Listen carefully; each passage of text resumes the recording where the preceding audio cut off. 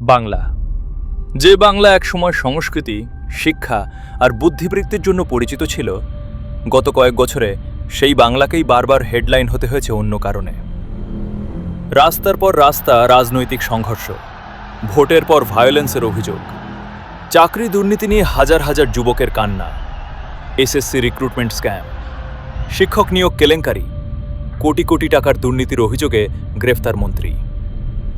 মানুষ প্রশ্ন করতে শুরু করেছিল, এই কি সেই বাংলা? তারপর এলো আরজিকার মেডিকেল কলেজ ইনসিডেন্ট, একটা ঘটনা যা শুধু কলকাতা না, পুরো দেশকে নাড়িয়ে দিয়েছিল। রাতের শহরে নিরাপত্তা নিয়ে প্রশ্ন উঠল, মেয়েদের সেফটি নিয়ে ভয় ছড়িয়ে পড়ল। হাসপাতালের ভেতরেই যদি নিরাপত্তা না থাকে, তাহলে সাধারণ মানুষ কোথায় নিরাপদ?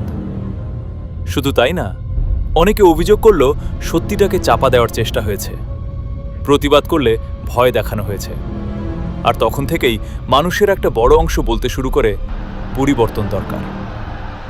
15 বছরের শাসনে মমতা ব্যানার্জির সরকার অনেক ওয়েলফেয়ার প্রজেক্ট করেছে, সেটা কেউ অস্বীকার করবে না। কিন্তু একই সঙ্গে দুর্নীতি, রাজনৈতিক হিংসা আর প্রশাসনিক ব্যর্থতার অভিযোগও ক্রমশ বেড়েছে। আর তারপর বাংলার রাজনীতিতে ইতিহাস।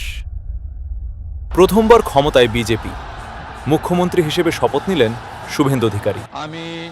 অনেকে বলছে এবার সোনার বাংলা তৈরি হবে, ইন্ডাস্ট্রি আসবে, চাকরি বাড়বে, দুর্নীতি কমবে।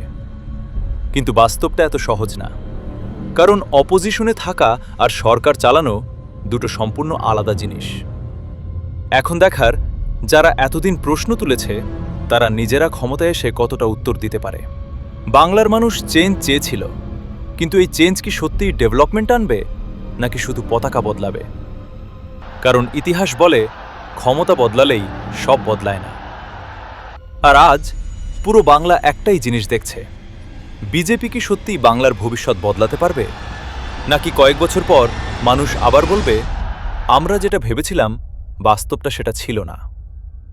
এখন শুধু রাজনীতি না, এটা বাংলার ভবিষ্যতের লড়াই।